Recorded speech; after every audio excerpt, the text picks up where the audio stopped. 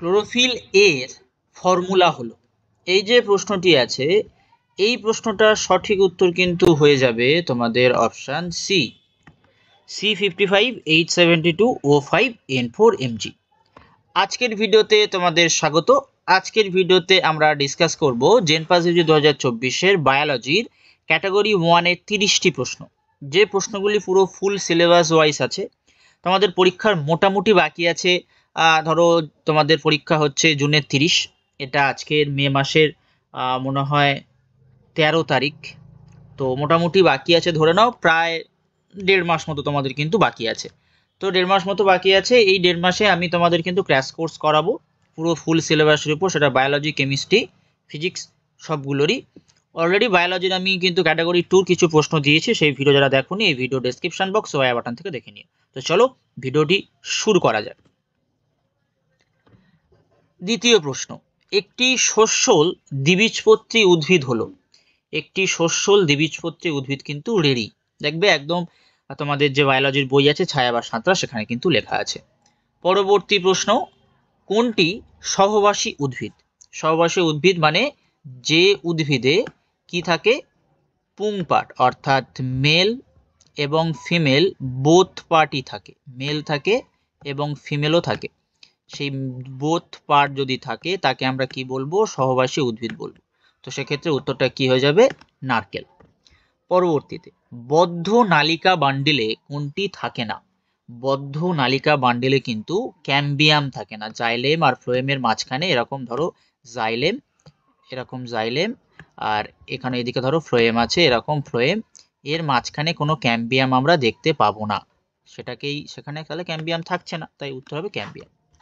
চলো, কোনটি নিউক্লিয়াস বিহীন?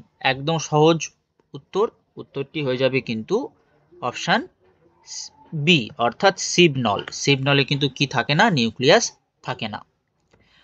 পরবর্তীতে, নিচের কোনটি হেপারিন ক্ষরণ করে? নিচের কোন কোষটি হেপারিন ক্ষরণ করে? মাস্ট কোষ, মাস্ট কোষ কিন্তু হেপারিন ক্ষরণ করে।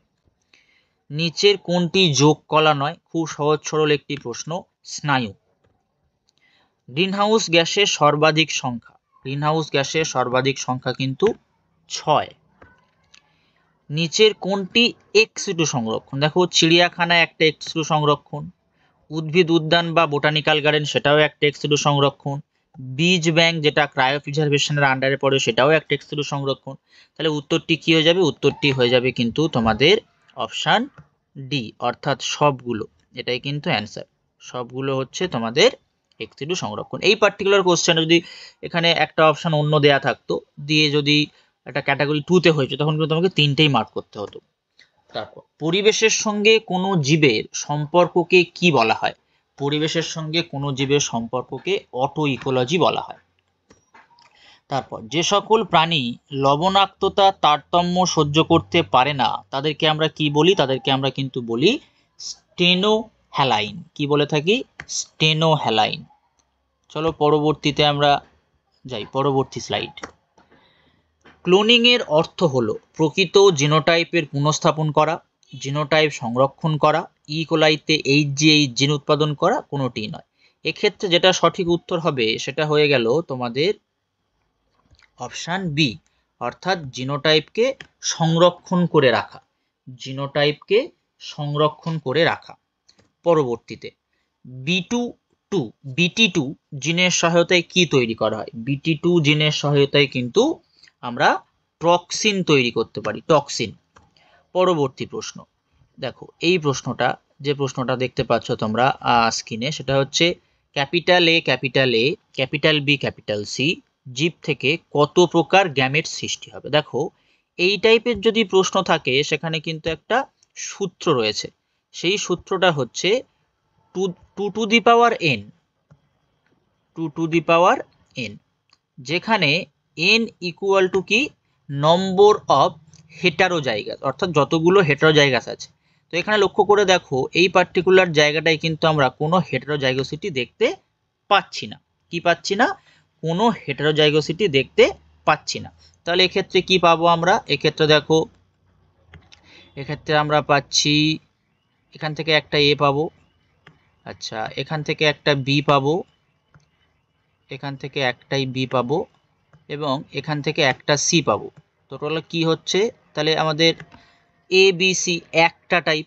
কত প্রকার গ্যামেট সৃষ্টি হবে? এক প্রকার গ্যামেট সৃষ্টি হবে। তারপর টার্নার সিনড্রোমে ওয়াই ক্রোমোজোমের সংখ্যা।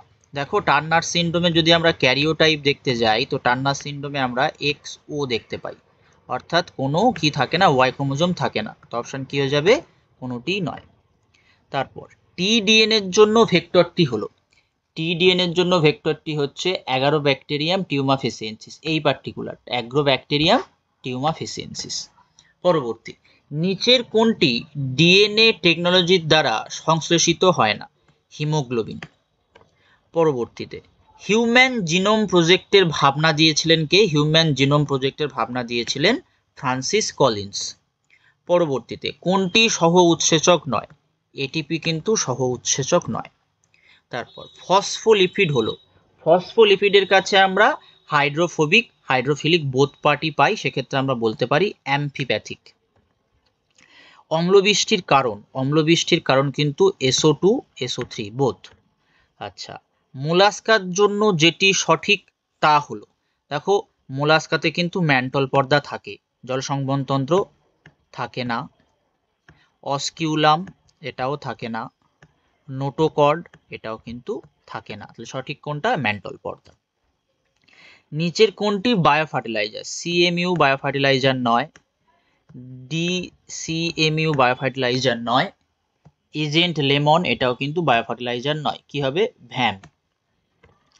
তারপর নিচের কোনটি সঠিক নয়? স্টেপটোমাইসিটিস থেকে আমরা অ্যান্টিবায়োটিক পাই, একদম সঠিক। ইস্ট থেকে ইথানল পাই, একদম সঠিক। কিন্তু কলিফর্ম থেকে আমরা ভিনিগার পাই না। তো বেসিক্যালি এইটাই হয়ে যাবে কিন্তু তোমাদের উত্তর, যে কোনটা সঠিক নয়, এই পার্টিকুলার যে এখানটা এটা আছে কলিফর্ম, এইটাই কিন্তু তোমাদের হয়ে যাবে উত্তর। আচ্ছা, তারপরে দেখো মিথানোজেন হচ্ছে গোবর গ্যাস তৈরি করে, তো জানোই। পরবর্তীতে সবথেকে পুরনো ব্রিডিং পদ্ধতি কোনটি? সবথেকে পুরনো ব্রিডিং পদ্ধতি, সবথেকে পুরনো ব্রিডিং পদ্ধতি কিন্তু সিলেকশন, সিলেকশন। তারপর সাইকাসে রেণুস্থলীকে কি বলা হয়? সাইকাসে রেণুস্থলীকে আমরা মাইক্রোস্পোরাঞ্জিয়াম নামে জানি। সাইকাসে রেণুস্থলীকে আমরা কি হিসাবে জানি? সাইকাসে রেণুস্থলীকে আমরা মাইক্রোস্পোরাঞ্জিয়াম হিসাবে জানি, মাইক্রোস্পোরাঞ্জিয়াম। পরবর্তীতে স্ফিংটার অফ অডি কি সুরক্ষিত রাখে?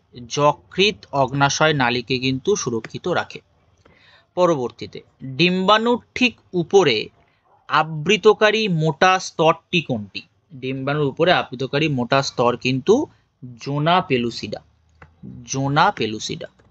তারপর শুক্রাণুর উপরিতলে অবস্থিত রাসায়নিক যে পদার্থটি থাকে সেটি কিন্তু অ্যান্টি ফার্টিলাইজিং থাকে, অ্যান্টি ফার্টিলাইজিং। পরবর্তীতে ইসিজির পি তরঙ্গ যার আগে দেখা যায় সেটি অলিন্দ সংকোচনের শুরুতে, অলিন্দ সংকোচনের শুরুতে। তো আজকের ভিডিওটি এই পর্যন্ত। তোমরা চ্যানেলটি অবশ্যই করে সাবস্ক্রাইব করে নাও এরকম ভিডিও আরও পাওয়ার জন্য, এবং অন্যান্য সাবজেক্ট অর্থাৎ ফিজিক্স কেমিস্ট্রি সবার ক্ষেত্রে পাওয়ার জন্য চ্যানেলটি অবশ্যই করে কিন্তু সাবস্ক্রাইব করে নাও।